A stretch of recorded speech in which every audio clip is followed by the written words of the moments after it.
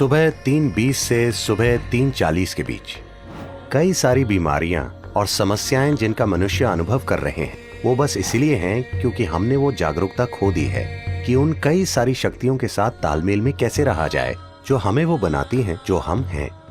आपके साथ ये होना चाहिए। इसका मतलब है आप उसके साथ तालमेल में हैं, आप जीवन के तालमेल में हैं। संध्या काल में अगर आप जागे रहें तो आप अनुभव करेंगे कि इंद्रियों के गलत बोध के कारण आपके मन ने चीजों में फर्क किया है। ये बात आपके अंदर समा जाएगी।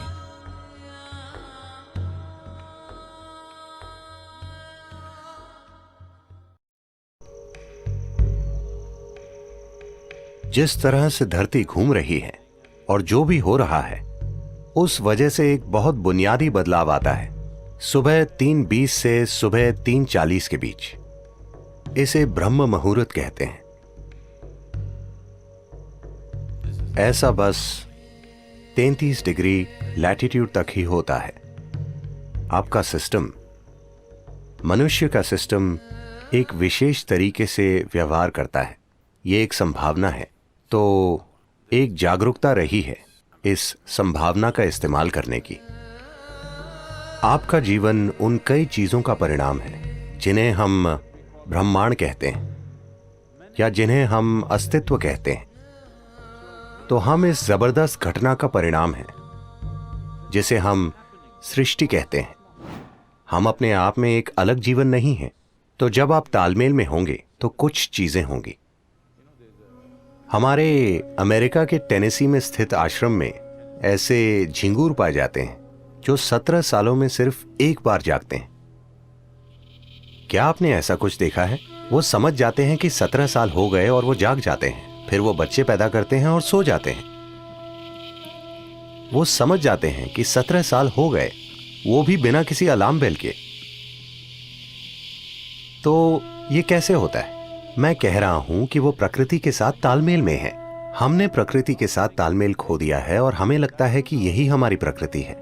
नहीं, कई सारी बीमारियां और समस्याएं जिनका मनुष्य अनुभव कर रहे हैं वो बस इसलिए हैं क्योंकि हमने वो जागरूकता खो दी है कि उन कई सारी शक्तियों के साथ तालमेल में कैसे रहा जाए जो हमें वो बनाती हैं जो हम हैं। तो योग वो तालमेल लाने के लिए है ताकि आप जीवन के साथ लय में हो। अगर आप जीवन के साथ लय में होंगे तो आप भी सुबह 3 बजे के थोड़ा बाद जागेंगे। अगर आप जागरूक हैं तो अचानक आपके अंदर जीवंतता की एक किरण जागेगी और अगर आप गहरी नींद में भी हों तो भी जाग जाएंगे। आपके साथ ये होना चाहिए। इसका मतलब है आप उसके साथ तालमेल में हैं, आप जीवन के तालमेल में हैं।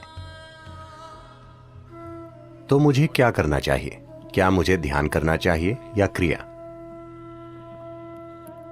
इससे फर्क नहीं पड़ता कि आप क्या करते हैं। आपको वो प्रक्रिया करनी चाहिए जिसकी आपको दीक्षा दी गई है, क्योंकि दीक्षा का मतलब है आपको कोई अभ्यास बस सिखाया ही नहीं गया है, आपके सिस्टम में उसे उतार दिया गया है, उसे आपके सिस्टम में बिठा दिया गया है। तो वो जो भी हो, अगर आप में एक जीवित बीज है और आप ब्रह्म मुहूर्त पर जागें और वो अभ्यास करें तो इससे सबसे ज्यादा फायदा होता है, क्योंकि तब धरती के बर्ताव का आपके सिस्टम पर वैसा ही असर होता है। अगर आप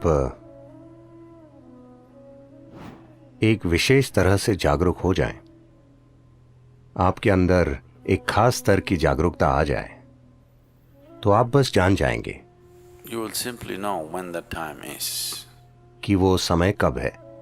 अगर आप सही समय पर सोने जाएंगे तो आपको घड़ी देखने की जरूरत नहीं होगी। आप हमेशा जान जाएंगे कि 3:40 बजे हैं, क्योंकि फिर शरीर एक अलग तरह से बर्ताव करता है। उस समय अगर आप बैठकर वो प्रक्रिया करें जिसकी आपको दीक्षा मिली है, वो नहीं जो आपने किताबों से पढ़ी है, तो सबसे ज्यादा फायदा होगा। उस समय बीज को अंकुरित होने के लिए जरूरी मदद मिल जाएगी, या वो अन्य समय के मुकाबले ज्यादा तेजी से विकसित होगा। ये सिर्फ दीक्षित लोगों के ही लिए है।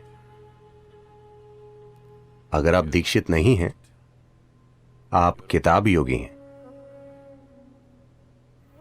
तो 3:40, 6:40, 7:40 इससे कोई ज्यादा फर्क नहीं पड़ता। ऐसे लोगों के लिए संध्या काल ज्यादा महत्वपूर्ण होते हैं। संध्या मतलब सूरज के उगने से 20 मिनट पहले से 20 मिनट बाद तक, या सूरज डूबने से 20 मिनट पहले से 20 मिनट बाद तक।